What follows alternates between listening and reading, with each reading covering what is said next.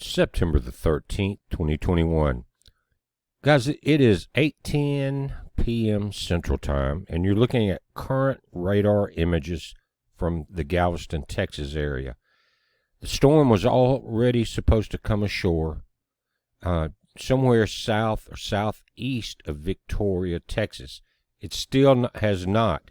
You can see where the center of circulation is in this radar image.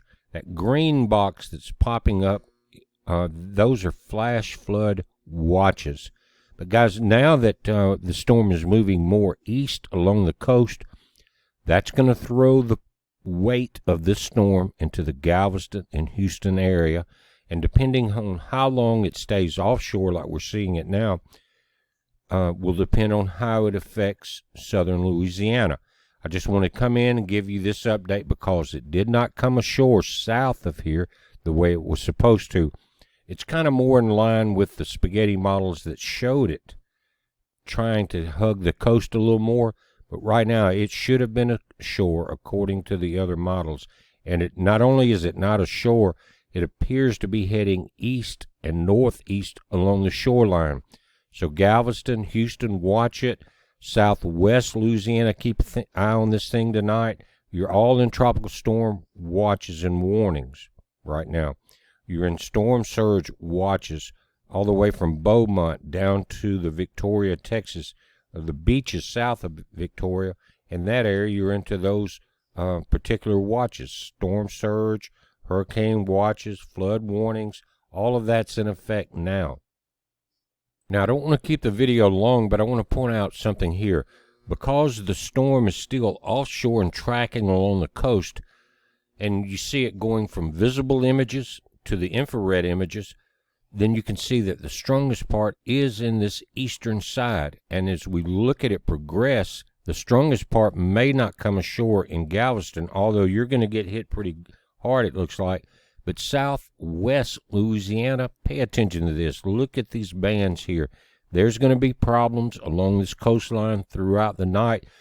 The quicker it turns north, actually, the better it would be because South Louisiana has been hit very hard.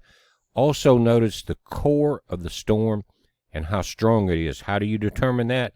Look at how wide of an affected area from Texas all the way through the Gulf states, down through Florida, into Cuba, into the Caribbean.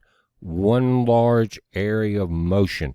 That's telling you how strong this core is, so we're going to have to pay very close attention to it. Now let's switch to the deep infrared and check this out, guys. Again, your storm's just offshore. It's throwing storms up all along the coast of Texas from the central part east. But in the last few frames, see how dark this area is here? And Galveston is going to catch some of it, but I'm afraid that, again, southwest Louisiana is going to catch a good bit of this. And all of these bands, even this one right there. See this one right there? That's going to start giving you trouble, possibly tornadic activity. But the brute or the brunt force of the rain is in this area. So even though it's supposed to be ashore in Texas and maybe skirting down the coast inland, that has not happened yet, guys. So I just wanted to bring this up for my friends in South Texas, South Louisiana, to keep an eye on it. It's still offshore where that it can maintain some strength, and you don't need this type of weather in some of the areas, especially south of New Orleans. Guys, we're watching it. You watch it. It's a heads up. Be safe.